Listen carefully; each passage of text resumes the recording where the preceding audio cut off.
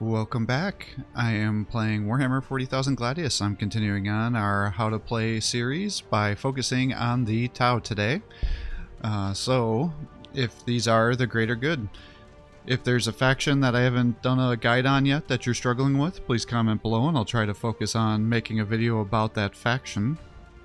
Otherwise, if you're unfamiliar with how these videos are set up, I typically go through the screen here to show their passive abilities.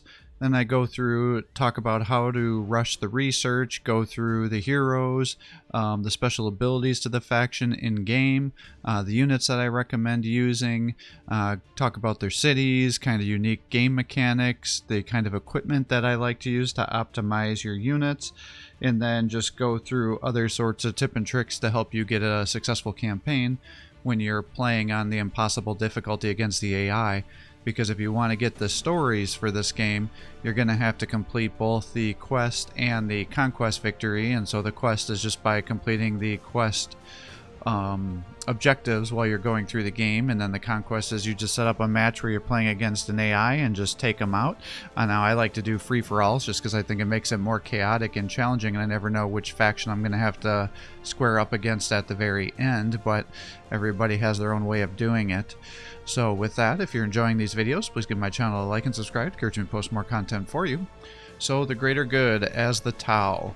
It says the initial challenge is medium. I actually think these guys are very hard, one of the hardest factions early on, and then later in the game they become extremely easy, assuming you survive that long. And that's because of their city mechanics. I find it to be the most obnoxious city mechanic in the whole game. Even more so than the Adeptus Sororitas. At least they allow you to focus on getting cities that specialize in one particular resource, where you're not able to really do that specialization with your Tau buildings until the very end of the game, when you can start to just overcome those loyalty penalties. So what do we have going on here for these passive abilities? You get the Utopia ability, and this is the most obnoxious thing in the world. So effectively, it's supposed to help you early on when you're making new cities, because each building type that you do within a city will give you a positive loyalty. So early on, if you don't have loyalty things upgraded, or you want to just get a bunch of diversity of buildings, you can use this early on to cheese and get a bunch of loyalty once you start getting good cities up, to rapidly allow you to expand and overcome the loyalty penalties of forming new cities. But the thing that kind of doesn't work out well with this is, for each duplicate building that you create, it actually decreases your loyalty. And so especially when you're trying to get your economy going early on in the game, you're going to be building tons of buildings that have duplicates. So you're going to be put in this weird position where you don't have a lot of resources, but yet you're trying to build one of every building so you can get the loyalty up in your faction. But then you need to then hurt the loyalty in your faction by building more buildings, and that's going to drain your economy. And then you're going to have to focus on making your buildings that give you more loyalty, and so you're going to get stuck in this perpetual cycle where you're going to have like this boom bust economy situation where you'll be getting resources and you're going to be rapidly spending them to get your cities going, and so that really hampers your first city formation. Now later in the game, when you're making your other cities, this is actually works out to be in your favor, because you'll be plopping down different building types and have less of a loyalty penalty while you're rapidly building up your forces, and it will also force you to diversify your resource buildings with every city to force you to get some better starting and more well-rounded economies early on. But then late game, you kind of just can ignore this because you get some research that really reduces the penalty, and you can just strong arm getting the buildings that you want by having the economy to support and just overwhelm the loyalty penalties here. So I hate this mechanic. It definitely really makes the start quite hard. Now, something it does is it realizes you're going to have a harder start, so it gives you the access to convert auxiliary units. So pretty much, if you the neutral units can include Vespids, which are those little bug-like guys that fly around with the blasters, or the Kroot Hounds, which are like those dog-like critters. What this allows you to do is you can literally just click this ability on your screen and then select one of those neutral units, and then at the cost of influence, you can convert them over to your side and you'll immediately take control of them.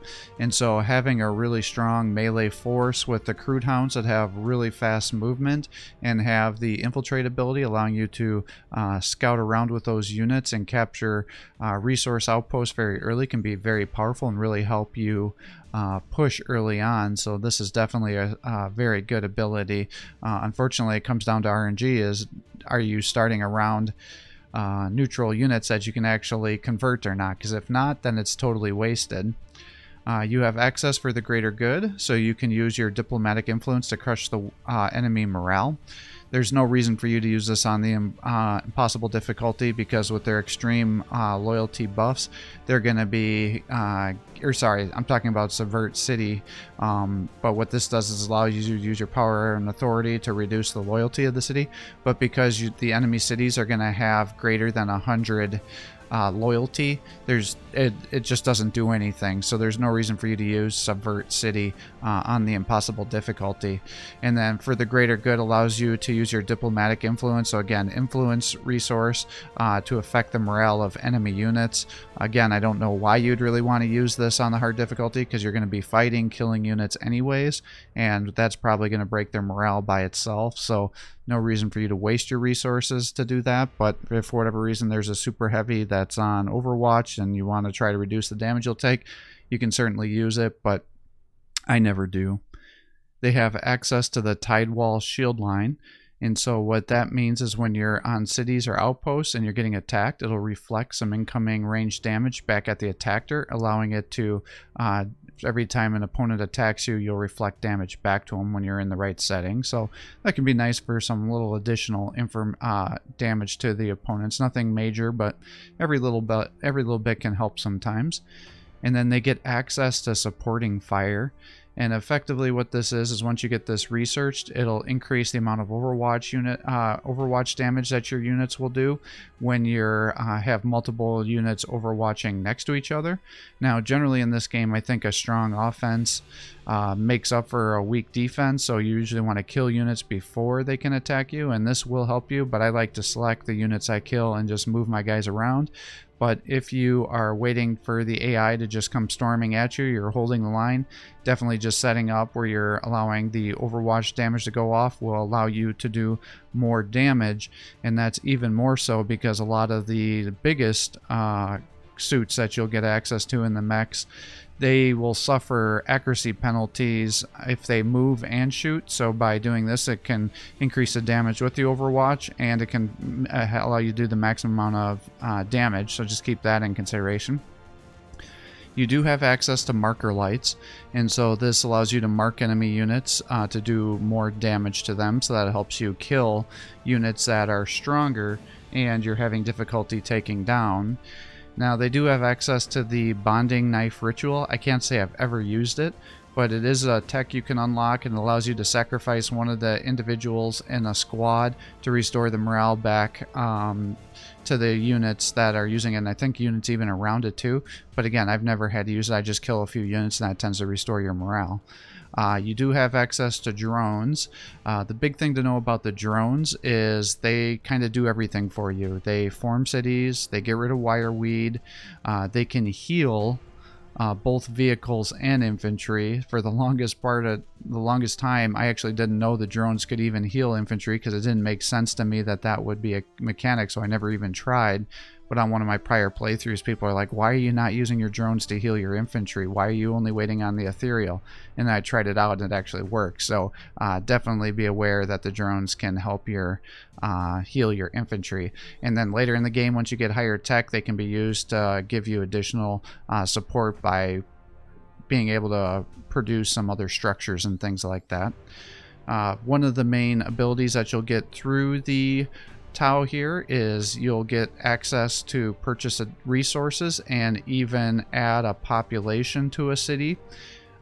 with the cost of influence. So once you have massive amounts of influence coming in, you can use this just to help supplement your economy, especially while you're in that early to mid game phase where you're waiting for your economy to really pop off once you get all those cities up and running. So this can definitely help you get through that. Or the other thing I really like to do with this is, especially early on in the game, is I may not have a lot of research going because I don't want to build lots of research buildings because of the penalty.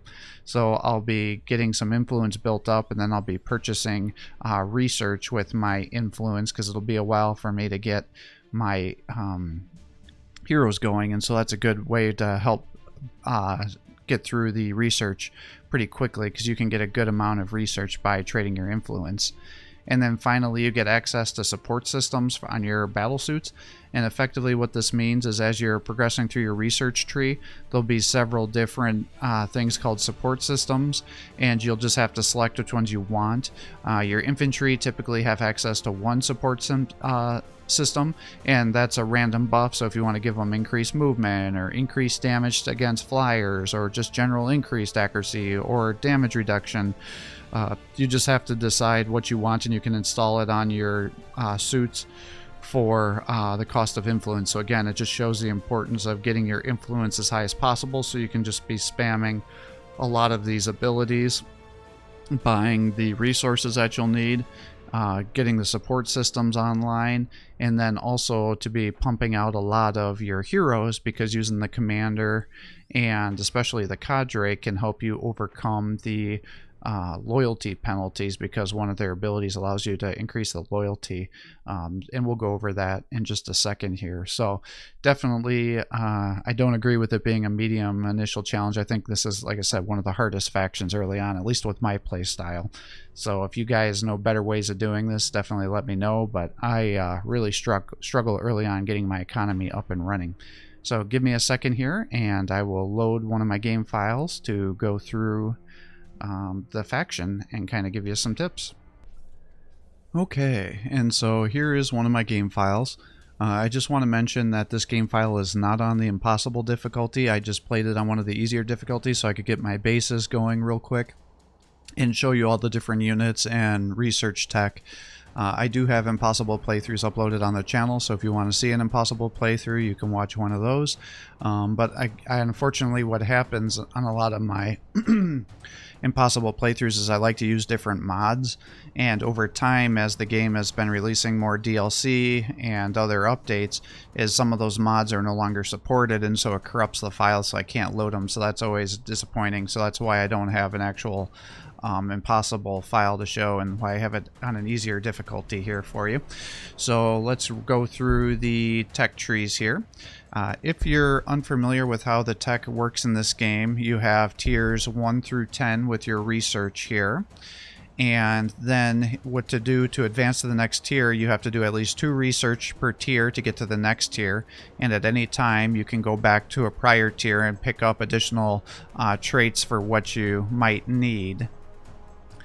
So what I recommend, because you're going to have a really weak research economy early on, is to rapidly be able to get through this tree, because you're going to need your higher tier units, because you really need to be getting your economy and your army online sometime between turns 80 and 100. Otherwise, you're going to be in a real bad way, because usually by then, even if you're boxed into the corner, if you haven't started to break out, you're generally going to get yourself attacked by the impossible AI, unless you're surrounded by 2 impossible AI that are just fighting each other. Then you might be safe, but for the most part, by that time, your nearest AI opponent will usually start to creep onto your territory and attack you. Now, obviously, that can happen much earlier if you have an unfortunate start where the AI just pushes through the neutrals and just goes right in your direction and slams into you. In that case, you're probably going to have a failed campaign, but that's why it's real important to kind of go through and have a strategy to make it through these different tiers. That way you're not wasting a lot of time, because again, with that Utopia faction trait here, you can't just spam, a bunch of research buildings on one tile without suffering a lot of loyalty penalties, and you may not have enough economy to overwhelm that with just building at that time. So it all is going to depend on how rich you are and how much you can expand, and whether you're going to just be boxed in or whether you can push out and fight. So In terms of the technology I recommend you getting is I always recommend getting the arsenal building, which will allow you to get vehicles, and then also get the stasis, which will allow you to generate heroes. And then the other reason you want to generally unlock every building as you're going through the tech trees is, again, that utopia trait will allow you to get additional leadership for every unique building you build. So you'll generally want to just be building random buildings to help get that loyalty up until you have the economy strong enough that you don't have to rely on that. But that can definitely help you push early unit production and building production in your for your faction here, and have kind of a diverse economy, because usually when I'm rushing my first city, I'll just focus on one or two resources that I'm going to need. Whereas with the Tau, I'll have a little bit, I'll have one of these food buildings, an ore building, an energy building, a research building, an influence building, and then a loyalty building and population. You get each one of these things will give you a loyalty for being a unique production. And then once you start duplicating it, as you're inevitably going to need, as you're building more buildings, you're going to need more energy. And then having duplicates of that is going to start causing you to have penalties applied. So as you can see, because of my duplication here, I have -5 from Utopia, but it would be even higher than that without my tier 10 ability being researched. That really nullifies a lot of that negative trope. And then again, the loyalty here is really artificially inflated because I gave myself major buffs to just rush through the tech and get to this area quicker. So if you're playing on the impossible difficulty, you will not get this far in the map, killing almost everybody by turn 71. So I don't want you to get discouraged. But so you'll get those two technologies, and then that will allow you to get to tier 2. While you will want to get the wisdom shared unlocked as soon as you have a lot of influence, you don't want to rush that early on, because you're not going to be able to use it, because it costs 80 influence for you to purchase 40 research. So you're going to need tons of research before this technology starts to make sense for you. But early on, 40 research is an astronomical amount, and that's the equivalent of, let's see here, a bunch of different buildings here. So what would that be? 7 buildings? Almost 8? Actually, it's 8 buildings worth of research there that you're getting. So that can be a huge boon to help you just cut multiple turns off of your technology as you're researching it. But again, you don't have the influence built up early on, so skip it right now. So get these 2, then you'll get to tier 2, and then you'll want to get the gun drone, because you're going to start with some fire warriors, and effectively what this is going to allow you to do is just summon unique drones to help you fight, and they'll stick around for a few turns, and this really helps you creep because they're a free unit and you can use them to soak up damage, and then early on they actually do decent damage to neutrals. So it's going to effectively allow you to push much more effectively, because if you're just trying to do it with your 2 fire warriors, you're going to have a very bad time. So definitely rush the gun drones, and then also get the pods so you can increase your population limit. Then you get to tier 3, and you're going to want to get your builder drones unlocked, because these guys are going to allow you to start healing your fire warriors to help them stay in the field and keep fighting and pushing. And it'll also heal, crude or pretty much any unit that's under your control, whether it be infantry or vehicles. So you'll definitely want to get a couple of those guys going, and then because you'll have them already on the field, once you're ready to get another city going, you can just convert one of these guys to plop down a city as you're creeping around the map and you find a place that looks attractive for whatever resources you need. And then you're going to want to get the totem here to increase your loyalty further, because by now you're probably going to have a couple of duplicates of buildings, and you may need to get some of those totems going out to help counteract that effect. Then you're going to want to get the foundry here, because this building allows you to decrease the amount of turns your production is. So let's say it's taking you 4 turns to build a building. If you build one of these, it'll drop it down to 2 turns per building, and then build another one, it'll drop you down to 1 per turn. Now generally the Tau, as long as you have a decent loyalty, you just need to build one of these when you're playing on the very fast game pace, which is what I like to do, just keep the game moving. And this allows you to really expedite your production. And then because you're building so many buildings, you're likely going to need to rush the dissemination, which is going to give you an additional tile acquisition radius, because when you first start, you know, you're only going to have 1 square radius. And then you can see here, I had a cliff at the start of my main city here, so I lost that tile. So then I had to go 2 tiles out. And luckily, this was a very interesting start where I had 3 outposts near me. So then once I had this here and I had the second radius available, I could capture this for 20% energy and 2 energy production, 20% food with 2 food, and then 20% intelligence, or research I guess I should say, with 2. So this was a massive boon to my economy once I got that tier 2, because all of a sudden I'm dramatically increasing my resource generation, which was very necessary by the time I was getting to this point in the game. Then you move on to tier 5, and then this is going to depend on your financial situation. If you're just having tons of influence coming in and your growth is not keeping up, then you'll probably want to do the I don't know if I can say that. Proselytize. That's kind of a mouthful. But what this effectively allows you to do is, at the cost of 40 influence, you can use this on a city like this, and now it automatically went up to 44, and then you'll still have the additional growth coming in from your cities here to help you get additional growth, because by later in the game, because you're generally not going to be building as many population pods as you would normally to increase your growth up, it's going to slow your growth down, so that'll help you. But again, if you're using all of your influence early on to buy research, which is what I was doing, I did not get this, but definitely late in the game this will become essential.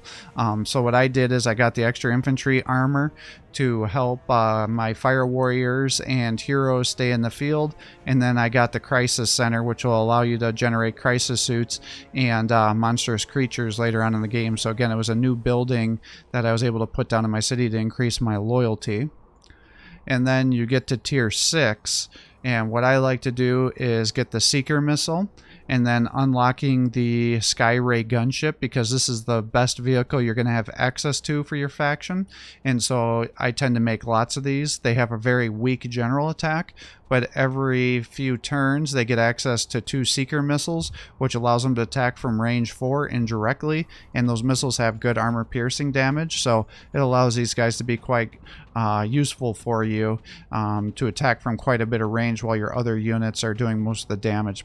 And then this allows you to effectively push anywhere on the map that you want to, excluding an enemy base, because they tend to need to use lots of different missiles to take out a base, and you're not going to have enough just with the Sky Rays by themselves, but definitely can take out any neutral units that are in your way, whether it be Castellans because of the missiles, or even bastions because of the armor piercing. You can just take anything out. Umbra, they become very, very useful for you.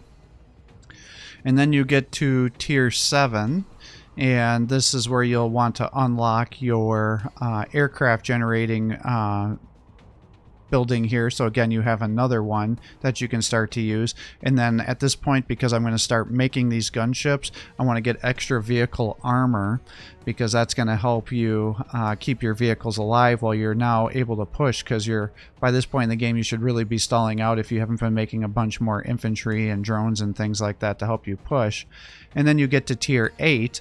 This is where you get your ultimate infantry unit. So if you're in an area that has lots of food, you'll definitely want to get the broadside battle suits unlocked at this point in time. If you don't have access to a lot of food, skip it for now and go with the automated repair systems. This allows your vehicles to heal some HP every turn. So again, because you should be going with a vehicle heavy army by now, assuming you have the ore to keep them going, you'll want to get that. And then I typically get the blasting phase here to increase my armor penetration of the missiles, which is the main damage output for that Sky Ray battle ship, I guess to call it, to get that going here. And then you get to tier 9, and by now you're likely going to be needing additional acquisition tiles, so you'll want to rush your third research here to help you get 3 tiles out for your cities, because that's the maximum distance you can get for your cities.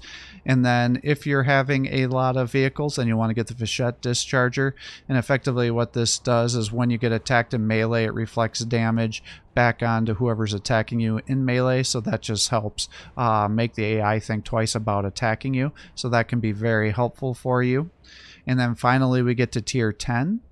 The first thing you're going to want to research is in diversity unity, because this is what allows you to increase the loyalty bonuses for your new buildings, and therefore it overwhelms the negative traits that you're getting, the negative loyalty penalty you're having with the duplicates.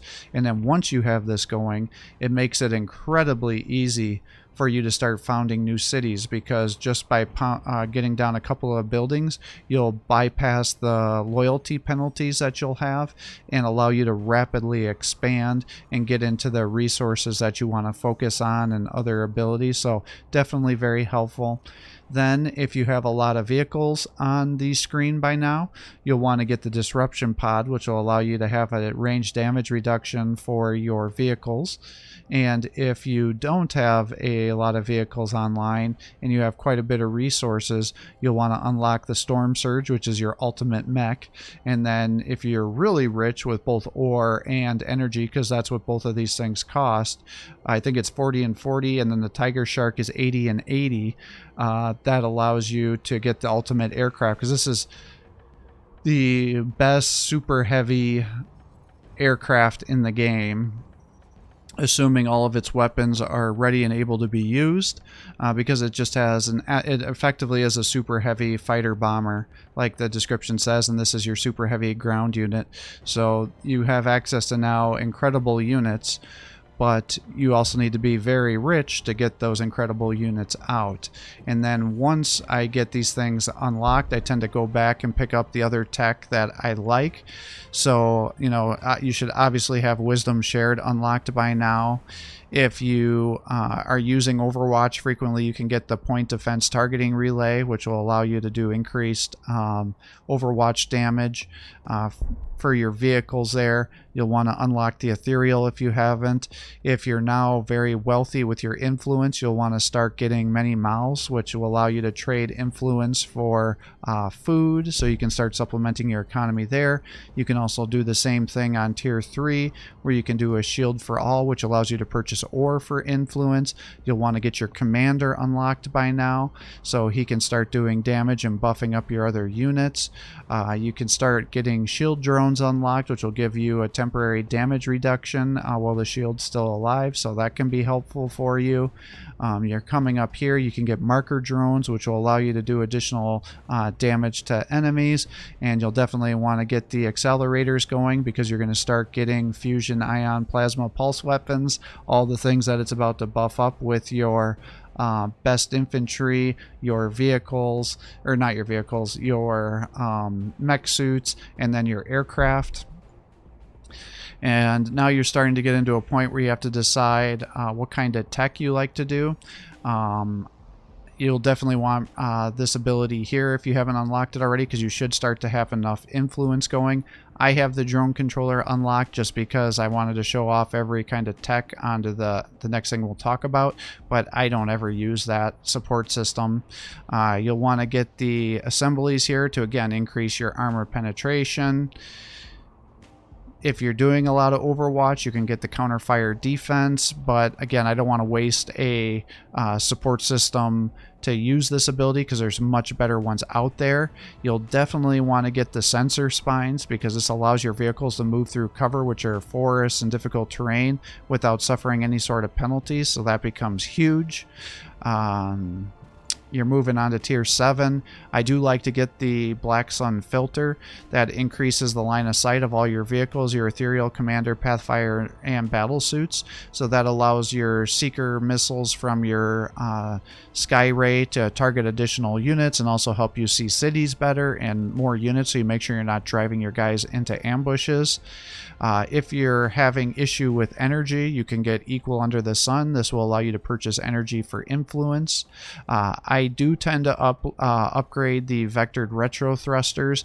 Now, I don't always use this ability, but it is nice to allow you to have an increased movement. And then the nice thing that it also does is allow you to ignore enemy zone of control, so you can then move your guys through your opponents to get to the targets that you really want to kill. And then you'd obviously want to get the extra vehicle armor if you haven't gotten that already. And then you get to tier 8. You want to get the Hammer of Wrath, because your Riptides and your Storm Surges will both be, your Riptides will be using this. The Riptide does too, but I generally don't use the Riptide myself. But this will significantly increase the amount of damage that your Storm Surges are using. And then obviously get these two, as we already talked about. If you're going to be using for the greater good, you can use this to decrease the cost of that ability, but I never use it, so you might as well just be saving it. And then one of the support systems that I do always use is the Stimulant Injector, and effectively this gives you a feel no pain damage reduction. And the thing you got to understand about damage reductions is there's multiple damage reduction systems in this game, and they're all additive. So you get a damage reduction based on the amount of armor that you have, and then you can have an invulnerability damage reduction, which is just across the board reduce the damage. Then you can have a feel no pain damage reduction. You can have a decreased melee or range damage reduction. So again, you have lots of different options, and then you have one from like a city stance that allows you to have a damage reduction. So you want to get those stacking up as much as possible, so even if they overwhelm your armor with their armor-piercing weapons, so they're nullifying that damage reduction, you have your other damage reductions that may not be getting nullified and allow you to still survive. So, for example, there's special units in the game that have the ability to bypass ranged armor reduction. Well, that will get past the ranged armor reduction, but it won't get past the feel no pain damage reduction, so it just becomes very useful for you to have access to that. And then again, if you haven't unlocked the broadside by now, you'd want to get that, because you should be getting close to having a really good food income going by now. And then you get to tier 9. I do tend to get the advanced targeting system, because that allows you to increase your accuracy against all units. So that's nice to put on your vehicles or your suits. And if you're really struggling taking out flyers, or you're fighting a faction that's pumping out flyers, you may want to get the velocity tracker. So that kind of depends on what kind of faction I'm playing against. If there's lots of aerial units, then I will get the velocity tracker. If not, I bypass it for other technology. And then the ultimate support system, which I always like to use, is the shield generator. And this gives you that invulnerable damage reduction. So it's just across the board damage reduction, and there's very few units in the game, if any, that can bypass that. So it'll just give you a permanent damage reduction. And again, you'll want to get these 4 things. Now, because you're playing on the impossible difficulty, there's really no reason for you to focus on getting the seditious research, because you just can't overcome the loyalty buffs that they're getting, because every city starts out with a net positive 100 loyalty, and you're just not going to be able to drop it down enough with your abilities to make any sort of effect. So there's no reason for you actually to get this ability. Now, if you're playing against another player that's not being buffed up, this could be a huge ability to really tank their production and economy, but it's not a thing against the impossible AI. So now, with all that unlocked, you can see up here you have your Enlightenment and Utility, which is your general bar to choose whatever abilities you want. So you start out with this Convert Auxiliary, and let's see, is there any auxiliaries even still alive? I think I've probably killed most of them with how much I've been pushing. Okay, here we go. We have some Vespids down here. So what you would do, you could do this to the Vespids or the Kroot, is you'll click here, and you can see I have some Kroot already under my control still, because these are just very useful to use, and I'm leveling them up. They're already level 7. So they can definitely be very helpful. Now they don't get tons of health even as they're leveling up, but they can survive a hit. I can heal them back up with my drones, and then they just have all this movement to help me run around and capture points, and also to get vision to areas I can't see because they have that infiltrate ability, which allows them to be immune to Overwatch. And then if you have them in a forest, they'll get a 17% damage reduction as well. But let's just to show off the ability, and you don't research anything for this, you can just click it, and then it says this will be 36 influence because it's a level 3. This one will be a 33. You'll typically want to be converting ones that are at full health and not damaged ones, but you take what you can. You don't have to get them weak before you capture them. You just go out and use it, and you click it, and now we have these guys under our control. No issues there. They can still attack the first turn that they are converted, but they won't have any movement, so just be aware of that as well. For the greater good, again, this allows you to reduce the enemy's morale at the cost of influence. I don't tend to find it useful to use, but let's say you wanted to use it here. You can drop their morale down, so now they won't be doing any damage to you. So I guess early on it could be used to help you not have to worry about a very strong neutral that you're trying to take out if you're having difficulty with it. But for the most part, I just don't want to waste the time with it. And then the Subvert City, you know, it's only dropping loyalty by 4, even with the seditious research. So when you have a positive 100, you can see why this is pretty useless to use. Now, you know, for the greater good, it's a free ability, so there's no issues there. Well, it wasn't free. You had to pay influence once you selected it, but it's not terribly expensive. But again, because early on I'm purchasing Wisdom Shared left and right, I just don't want to waste the influence to do that. And again, the seditious city, or Subvert City, there's no reason to do that. If you can see I have got a lot of influence, so I'm not purchasing research right now because I've unlocked everything, but if I did, I would spend 80 research, and now I got 40 right at the start. I have a lot of influence, I might be producing a lot of units, so now I can convert 80 influence to 40 ore, and there's another one, and let's say I needed some more food, so again, 80 influence for 40 food. Purchased. I've already showed you how to use this ability, and you can do the same thing for energy if you needed it, because I'm running negative. Obviously I have enough stockpiled that's not an issue, but if it was, there you go. Now I've got an additional 40 there. And now you get into the support systems. That's pretty much what the rest of these are. It doesn't really go into detail about this very well in the game. But effectively, the farther along in the game you are, and the more elite the units are, the more support systems the units can have. So your broadside battle suits, which are your ultimate infantry, they have 1 support slot. Your storm surges have 3 support slots, and then your heroes that have suits also have support slots as well. So let's say I want to install the shield generator to give myself that invulnerable damage reduction. You can see the cost for each unit that can afford it here and see what it's going to do. So let's put this on this storm surge here. So for 24 influence, I now have the shield generator on there. And then let's say I want to give him the Feel No Pain stimulant injector. So we'll click that. It's another 24 influence, and now that's upgraded. And then we'd have access to another research, so support systems. Let's just give him the +1 movement and avoid zone of controls. So now we've done that, and now if you click, he has no more support slots there, right? Now, just to show how this is, let's put the drone controller on somebody so you can see it would cost 12 influence here. Let's pop that down, and now you can see they've got no more support slots. Our commander here is in a crisis suit, so he could get an ability. So let's just give him the general increased ranged at the cost of 18 influence. You can get that going, and then he has access to a second one, so let's give him the velocity tracker, so he's good at taking out aircraft, and he only has 2, so 1, 2, and 3. And now all these guys have their support systems fully upgraded here, and you can see which one you have with your traits here with his drone controller. And then these guys have the support system 3, so all 3 support systems have now been used. You got the movement, and the other abilities here. So that's how you use those abilities. So moving on to your heroes, you get access to 3 different heroes with your faction.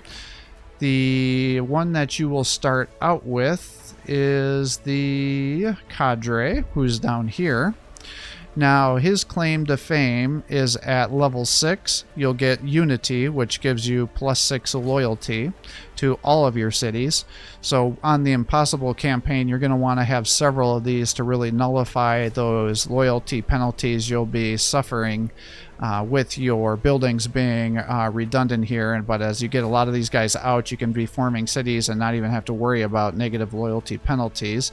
By default, he gets access to the marker light.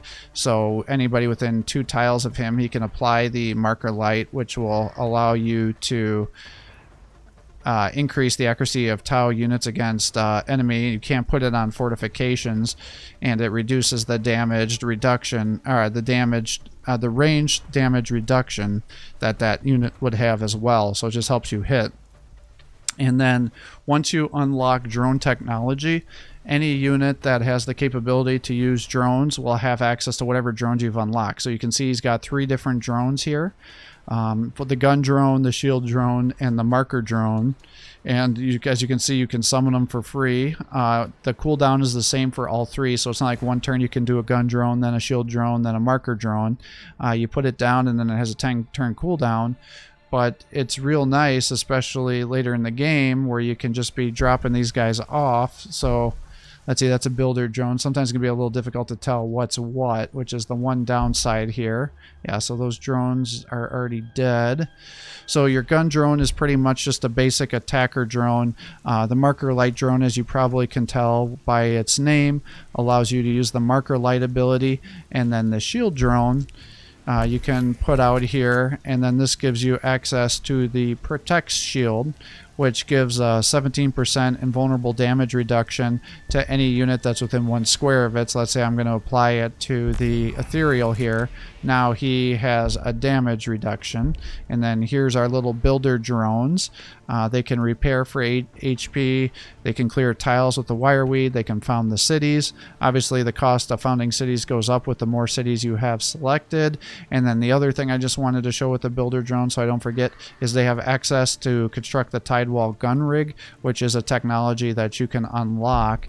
And so you just put that down, and now you've got this 50 HP unit with a range of 3 that can just sit here and attack. And now you can also move it as well. If you have a transportation vehicle, you can attach it onto there and move it around the battlefield to help you fight. So it's like a fortification that's actually mobile, so that can be real nice to use. But going back to the Cadre here, so like I said, his claim to fame is those, well, not really claim to flame, but he can use drones, so that's helpful to help you push early on, because he's actually incredibly difficult to use early on in the game, because he's very squishy. I think if he gets hit twice in melee, he typically dies, so that feels real bad, because you're going to have a weak economy to start with.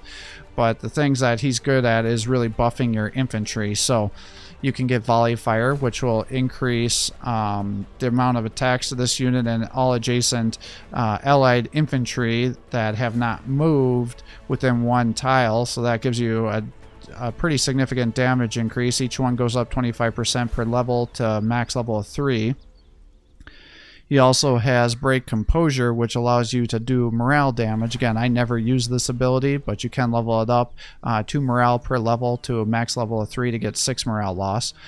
What I tend to focus on early on is getting the precise shot maxed out, because that allows him to attack up to range 5, and then you'll hit with 150% accuracy, 150 damage, and increases that range up to 5. So that allows you to guarantee your hit, and if you get it within half of the half range of the maximum range, so within 2, you'll get double fire and do even more damage the closer the enemy is to you. So this allows him to take out really powerful units like Castellan and, you know, these bees and the ambuls, you know, units that are usually a little more tanky. He can effectively one-shot a lot of those as they get closer, and you can get them kitted out. And then again, the Unity is this tier 6 ability that gives you 6 loyalty. So in terms of the equipment I like to give these guys to help them do damage is I give them the 2 armor. That way they can survive a little bit more, because there's nothing worse than late in the game these guys just get sniped left and right, and then it puts your loyalty in your cities into crisis, because the AI definitely will focus fire them down because they're very squishy. I give them concealed weapon systems, which increases the amount of attacks they do by 25%. I give them the Zote hide to give them extra HP and also increases healing. I give him Felshen's wings, so that way if he overextends, I can get him the hell out of dodge, or I can have him run around and capture resource nodes as my army is moving through. And then I give him the sightless helm, which allows him to bypass 100% of the range damage bypass abilities that some units will have, and then gives them +2 accuracy, which will therefore increase his damage. So early on, very squishy, hard to keep alive, does give access to drones, and can help you shoot guys down at range. So as you can see here, he can one-shot this at 5 at a distance of 5 here. So let's just do that, and now he got extra shots that would do even more damage if they were at half distance there. Your next hero is the Ethereal. And while this guy, the cadre, is really meant to buff infantry, the Ethereal can buff any kind of units. The Ethereal is only a melee attacker. You would never want to use him in melee because he only has 1 armor, so he'll get himself killed if he gets attacked. Let me show one that actually is kitted out, though. All right, here we go. So here's an Ethereal that's kitted out. So he, too, gets access to drone. So we showed the shield drone already. Let's just show a gun drone, I guess. So this is your gun drone here. As you can see, it's got 2 armor piercing, a range of 1, but it has 3 attacks, so can do damage to the weakest of neutrals. So this helps him help you creep, because, you know, every 10 turns you can pop these guys out, and it's, you know, free units that to help you expand while not using your resources, because those are going to be getting funneled into your cities here. He has access to Sense of Stone, and what this does is give you a 17% feel no pain to hit the Ethereal himself, and then any Tau infantry or monstrous creatures that are within 1 tile of him. You also have access to the Storm of Fire, which is a free action, as is the Sense of Stone, and so this increases the number of attacks by 17% at full at the highest tier level to all infantry and monstrous creatures that are within 1 tile of him. And then he also has access to an AoE healing, which will heal him and everybody within 1 tile of him by 12 HP. And then he also has access to Zypher's Grace, which increases the amount of action points that the Ethereal has access to and all allied Tau infantry and monstrous creatures by 1. So effectively it can allow you to double attack if you're using these guys here. So let's say we're doing this. Now all these guys have access to 2 attacks here, because these are considered monstrous creatures. Sometimes that confuses guys. They're like, oh, it's a vehicle. It's like, no. The mechs are monstrous creatures. The stingrays, or whatever they're called, sky rays, these are not monstrous creatures, so they would not get the bonus attack. So you just got to know what type of unit you have here. And then these are considered infantry because they're made out of the barracks, even though they look like they're mech suits. So again, it's a little bit unclear, but you could effectively use that ability, and then you can buff up the other attacks here, so now they have extra attacks. And that can be very helpful. And let's say they need to heal. Now I could spam that other ability, and then everybody around there just healed. So he just massively buffed everybody that's around him here. If we were sitting there sieging a base down, that's how you'd end up doing this. And then the Ethereal, obviously, he's not in any sort of crisis suit. You can't give him any support systems here. Now, how I like to kit these guys out is, again, they start out with 1 armor, as you saw, so I give them the option to get 2 pieces of armor to bring them up to 4. I give them the Endurance Implant to increase his movement by an additional point, so I can always move him to where he needs to be to start stacking buffs up. I give him the Zote hide to increase his HP and healing. I give him Felshen's wings, so after he busts everybody, he can get the hell out of dodge before the AI snipes him down. And then I do give him Duskblade. I think you can make a strong argument to give him Magnus's Scroll or the Influence generating item instead. But I tend to give him the Duskblade because by this point in the game I didn't really have to worry about the Influence. And if he does get boxed in, then it allows him to attack in melee and get a little bit of health back to hopefully help him survive getting boxed in. But generally, if this guy gets into combat, you're in for a bad time. And then your final commander here, or your final hero, I should say, is the Commander. And what his ability is he also gets access to all the different kinds of drones. So let's just throw out our marker drone here. And as you can see, you'll get access to the marker light ability, but I have no opponents nearby to allow me to use that. But that's your 3 drone types. Now, he's kind of weird in that he gets access to battle doctrines, so he's really meant to help you buff your units that are around you depending on what you need. And he can buff pretty much any kind of units. It doesn't matter if they're infantry, vehicles, monstrous creatures, aircraft, it makes no difference.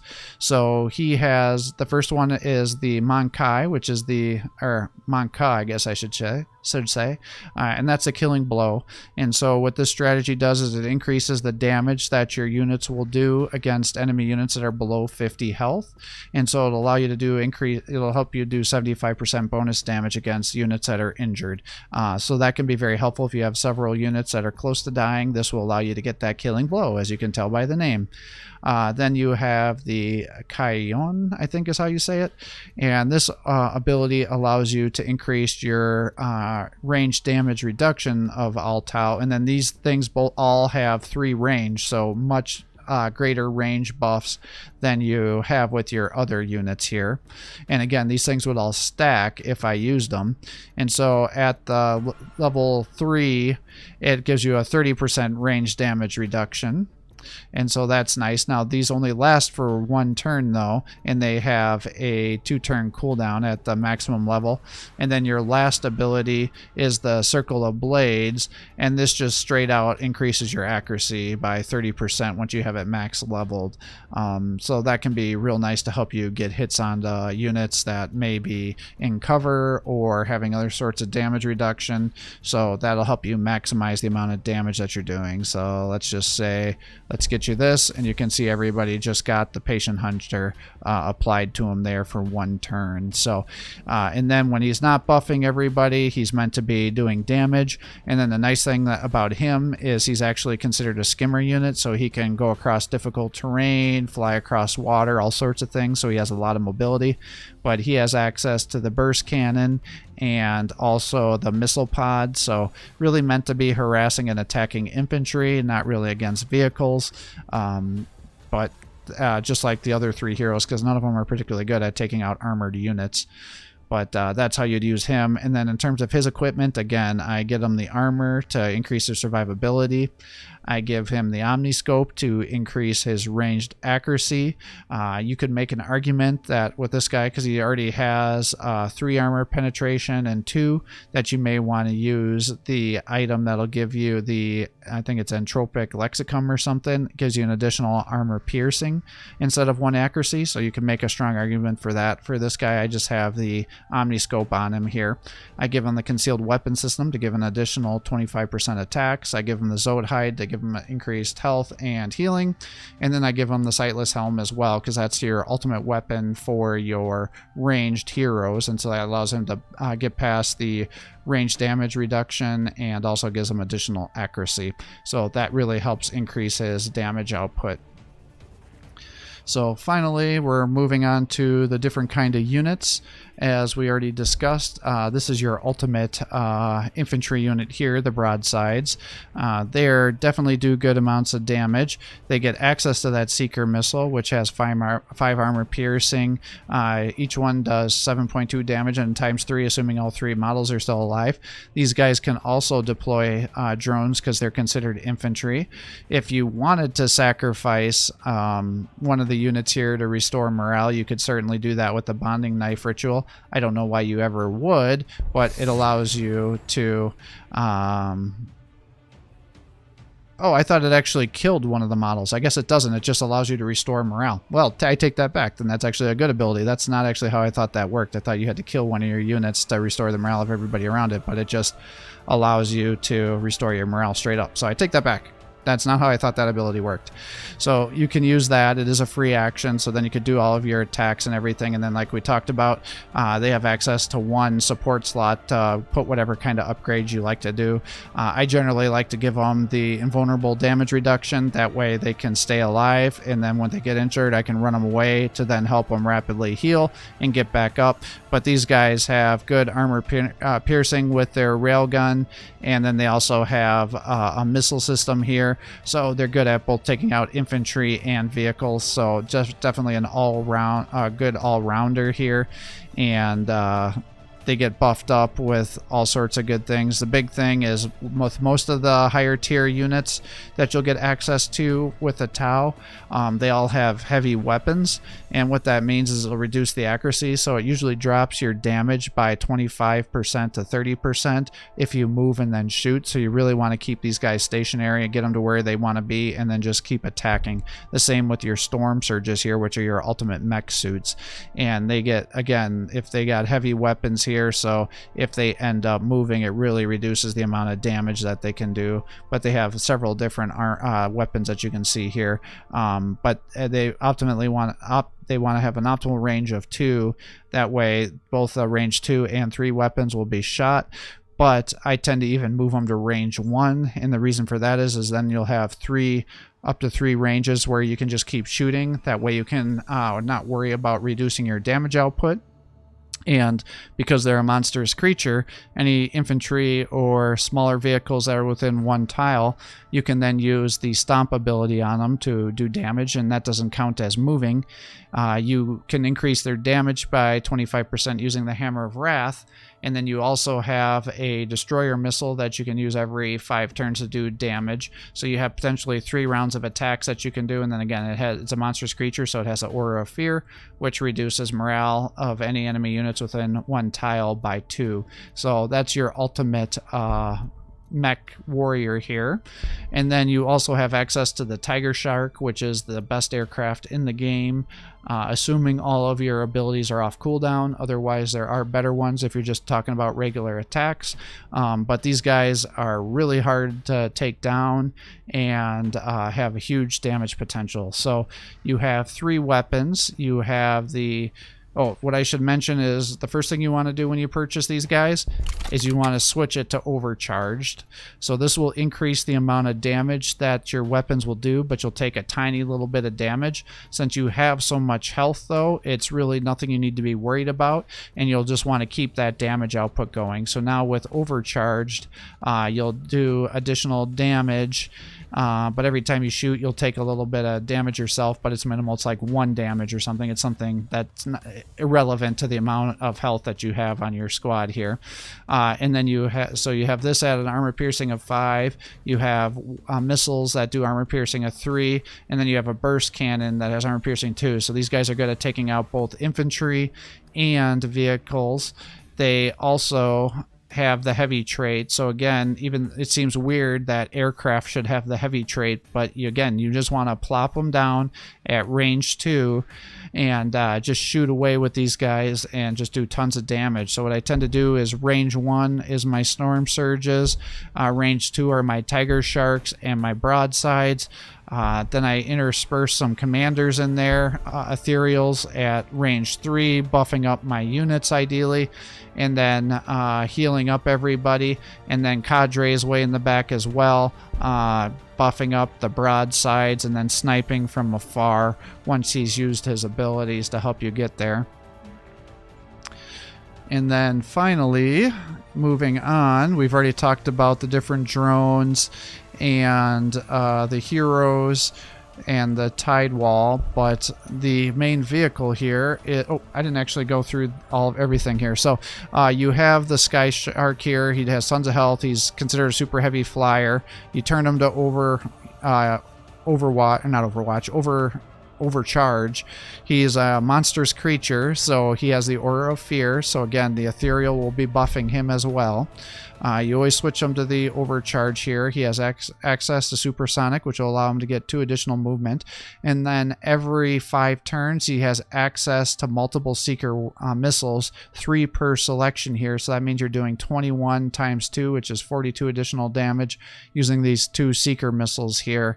And then you just select them. And so that's how you really get tons of damage output from these Tiger Sharks, because it's considered almost like the vehicle we're about to discuss with the 2 Seeker missiles, but then it has overcharged plasma weaponry to help it do significant amounts of damage even when the Seeker missiles are on cooldown.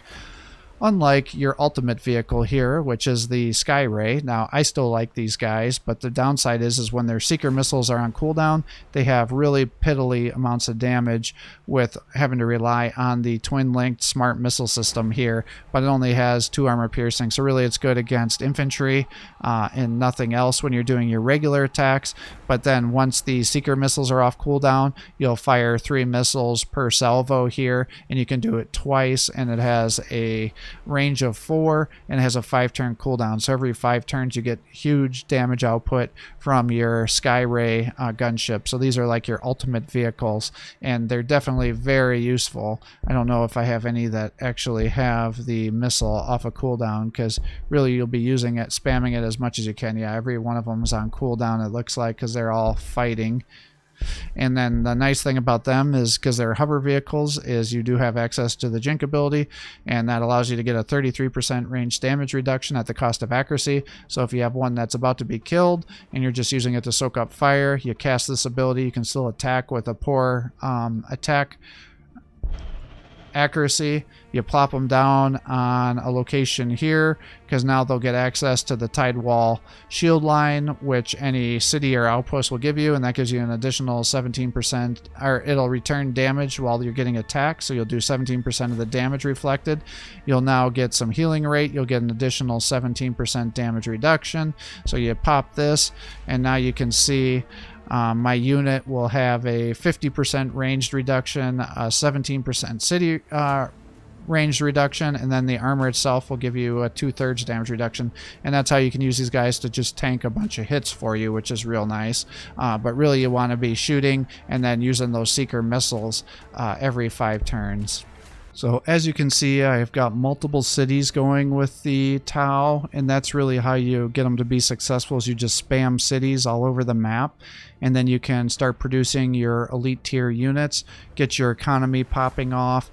I really want to focus on getting lots of influence so you can get all your heroes pumped out like we talked about, and then just spam converting influence to resources and population as needed, and then getting these support systems on your storm surges, infantry, heroes, whatever you need to get the most survivability and do whatever niche buff you need to help you win the game. But by the end, once you start having lots of these things going, you become almost an unstoppable force, especially because you can just set, these guys are meant to be, set them up in a wall, a firing line, and just blast away the opponents as they come to you or as you're attacking them. But the big thing is, do not move and shoot, or you're going to be dropping your damage potential by 25 to 30%. Unfortunately, there's no support system that allows you to nullify that heavy trait. I kind of wish there was, but that might be just too powerful for these units. But it becomes very good to get these going and just help you spam things. The Tiger Sharks do not have access to any of these buffs, because that would be way too broken, because they're already really hard to kill. The other things I wanted to mention is the lots of voices mod, or Too Many Voices mod works really well with the Tau, and it's fully voiced out. So if you don't want to do any reading when you're doing the victory conditions, that works out really well. And again, pump out your influence producing buildings, and definitely focus on getting influence production cities. That way you can spam your abilities as much as you need to help you, and then just overwhelm the Utopia negative trait by getting your loyalty up by building random buildings, and also get some production buildings near your opponents. That way you can get your guys into combat much quicker, but you can really use these tiger sharks to be the backbone of an army, because you can just use them to move around. Even with moving, you can see they can still one-shot those guys down, and I didn't even have to use their abilities with the seeker missiles here, and then they can just go all around the area here to help you see where you're going. So again, increasing the damage. Now he's got enough to drop the Fortress of Redemption. We can now stomp these guys, do some damage, and unfortunately my missile destroyer is on cooldown, so they just have tons of damage output there. So with that, I think that's everything I have to say about the Tau here. I hope that's helpful. They're definitely a very challenging faction to this at the start. I think one of the most difficult factions in the game, but by late game they're very, very easy and overpowered and allow you to just kill pretty much anything that gets in your way. So if you're a Tau player and you've got other tips and tricks that you feel that I neglected to share, please comment below. And I'm sure other players would like to hear it. I am definitely not a Tau main. They're, like I said, one of my least favorite factions because of how annoying that I find that Utopia start, but by late game it's a completely nulled issue. So it just kneecaps you while you're starting your expansions early on, and then you can totally ignore it late game once you get everything buffed. And once you get all those influence support systems in, every turn you can be making one of these guys an absolute beast and make them really hard to kill, and then just have huge damage output, especially once all those buffs are going. So with that, I'm going to sign off for the day. If you're enjoying these videos, please give my channel a like and subscribe. Encourage me to post more content for you. Have a great day.